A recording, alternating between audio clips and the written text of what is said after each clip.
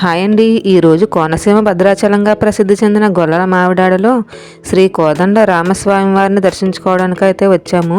ఇంకా ఇక్కడ ఆలయ చరిత్ర విశేషాలు కూడా మనం తెలుసుకుందాం. మొదటిగా ఇక్కడ చూడవలసిందైతే గాలిగోపురాలు. మన తెలుగు రాష్ట్రాల్లోనే ఇంత ఎత్తైన గాలిగోపురాలు ఎక్కడా లేవు. ఇక్కడ గాలిగోపురాలపై ఉన్న శిల్పాలు చాలా అద్భుతంగా ఉంటాయండి. వీటికి ఒక ప్రత్యేకత కూడా ఉంది. రామాయణ మహాభారత శిల్పాలు ఇక్కడ వరుస క్రమంలో మనకు దర్శనమిస్తాయి.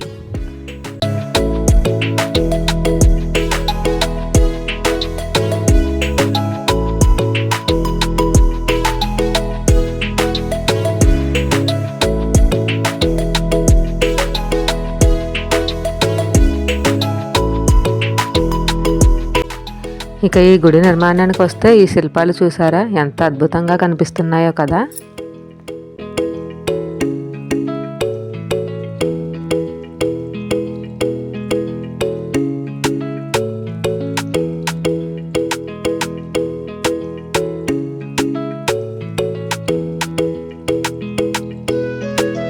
ఇక్కడ గుడిలోకి రాగానే చాలా ప్రశాంతంగా అనిపిస్తుందండి. టెంపుల్ కూడా చాలా విశాలంగా అయితే ఉంది. చూస్తున్నారు కదా, ఇక్కడైతే మనం క్యూ లైన్లో నించున్నాం. ఇప్పుడు గర్భగుడిలో ఆ కోదండ రామస్వామిని, ఆ సీతాదేవిని అయితే మనం దర్శనం కూడా చేసుకుందాము. ఇక్కడ స్వామివారి కళ్యాణం అత్యంత వైభవంగా కన్నుల పండుగగా జరుగుతుంది.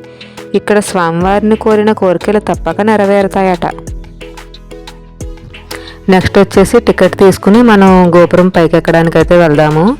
చూసారా, ఫస్ట్ అయితే మనం అద్దాల మేడలోకి అయితే వస్తామండి. ఇక్కడ ప్రతి అద్దానికి కూడా ఒక ప్రత్యేకత ఉందండి. మనం ఒక అద్దంలో కనిపించినట్లుగా రెండో అద్దంలో కనిపించం. ఎందుకంటే ఇక్కడ అద్దాల మేడకున్న ప్రత్యేకత అలాంటిది. ఒక అద్దంలో సన్నగా, ఇంకా లావుగా, పొట్టిగా, పొడుగ్గా ఇలా కనిపిస్తాము.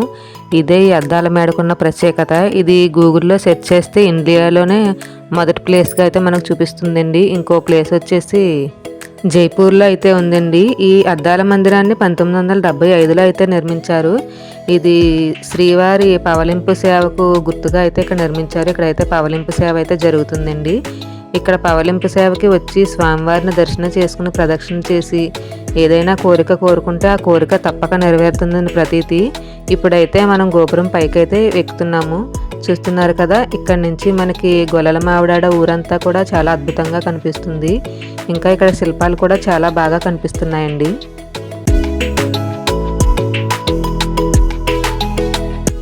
మనం ఆలయ చరిత్ర విషయానికి వస్తే ఈ యొక్క టెంపుల్ని అయితే ద్వారంపూడి సుబ్బిరెడ్డి, రామిరెడ్డి అనే ఇద్దరు అన్నదమ్ములు అయితే కలిసి నిర్మించారట. ముందుగా కోలల ప్రతిష్ఠ చేసి 1889లో నిర్మించారు. కోలలు అంటే చెక్కతో చేసిన ప్రతిమలుగా దీనిని నిర్మించారు. ఈ విగ్రహాలు వెనుక భాగంలో అయితే ఉంటాయి. ఇక కోదండ రామస్వామి విగ్రహ ప్రతిష్టకైతే 1934వ సంవత్సరంలో ప్రతిష్ఠ చేశారు. తూర్పు గోపురాన్ని 1948వ సంవత్సరంలో 160 అడుగుల ఎత్తులో అయితే నిర్మించారండి.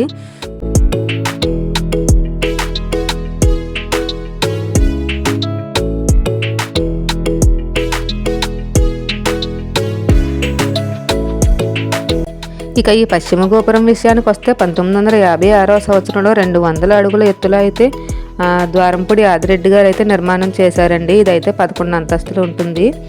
భారత రామాయణాలు ఇక్కడ చెక్కు చెదరకుండా అలాగే నిర్మించారు. ఇక్కడ ఇండియాలో 4వ స్థానంలో అయితే చూపిస్తుందండి గూగుల్ సెర్చ్ చేస్తే. ఇక మరో ప్రత్యేకత ఏంటంటే ఈ అంతస్తులు మనం పైకి ఎక్కడానికి వీలుగా అయితే ఉంటాయి. ఎటు చూసినా కూడా మనకి చుట్టుపక్కల ఉన్న ఏరియా కూడా చాలా బాగా కనిపిస్తుంది. ప్రస్తుతం ద్వారంపూడి శ్రీరామ మురళీకృష్ణ శ్రీనివాసరెడ్డి గారు అయితే ఈ గుడి బాధ్యతలు అయితే స్వీకరించారండి.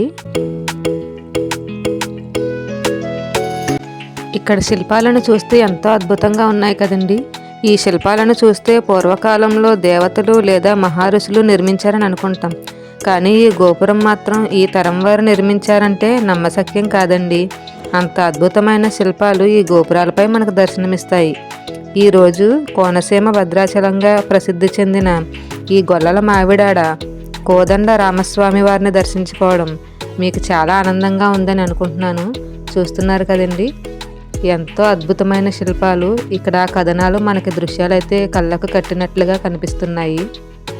ఇక భక్తుల సౌకర్యార్థము 12 గంటల నుంచి 3 గంటల వరకు కూడా అన్న సమారాధన కూడా చేస్తారటండి. మేమైతే మార్నింగే వచ్చాం కాబట్టి మాకు అవకాశం దక్కలేదు. ఇక్కడ సూర్యనారాయణ స్వామి టెంపుల్ కూడా ఉంది. ఈ వీడియో మీకు నచ్చితే లైక్ చేయండి, షేర్ చేయండి. Thank you.